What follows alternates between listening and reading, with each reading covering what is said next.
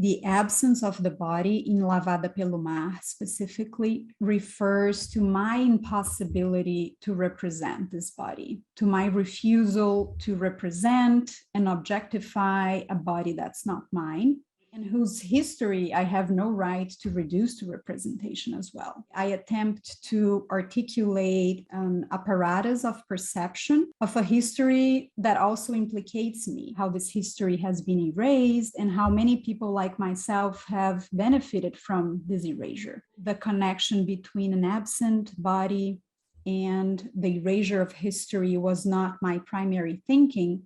I think that is a very legitimate perception. I really hope that the work that I'm doing will bring up more perceptions that will both reinforce and question my claims and my proposal with the work.